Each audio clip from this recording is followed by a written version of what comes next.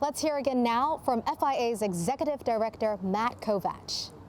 COVID-19 had a big impact on food security in the beginning, and that was purely because governments had to enable and enact circuit breakers and lockdowns to ensure public health safety. But what we saw was there was a lack of access in some places to food in retail environments. It didn't mean there was a lack of food, it simply meant that there were supply chain chokes and the food just couldn't get in there quickly enough.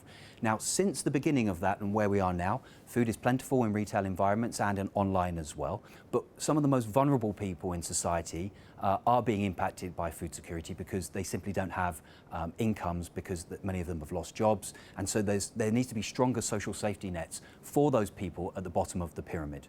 A lot of people are talking about what the new normal might look like post-COVID-19. A lot of that is crystal ball gazing because we still don't know.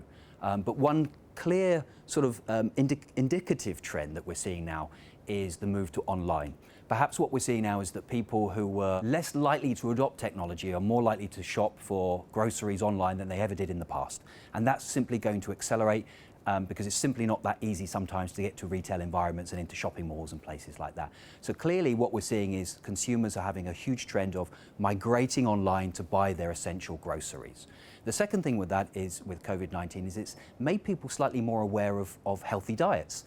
So what they're looking at is trying to consume things that boost their immunity, that are more fresh produce, but at the same time, because they're staying at home a lot, because they have to, they're still indulging in a few product categories that they've enjoyed, perhaps when they were a kid and they've gone back to it as an adult.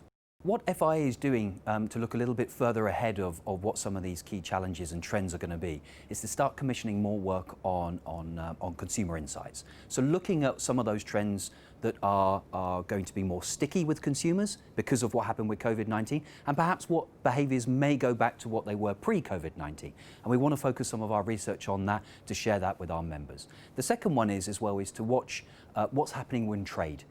There's a lot of talk now about changes in supply chains, and we see some geopolitical challenges with certain markets. And so what are going to be the implications on trade and some of the potential trade barriers that might emerge related to issues around COVID-19?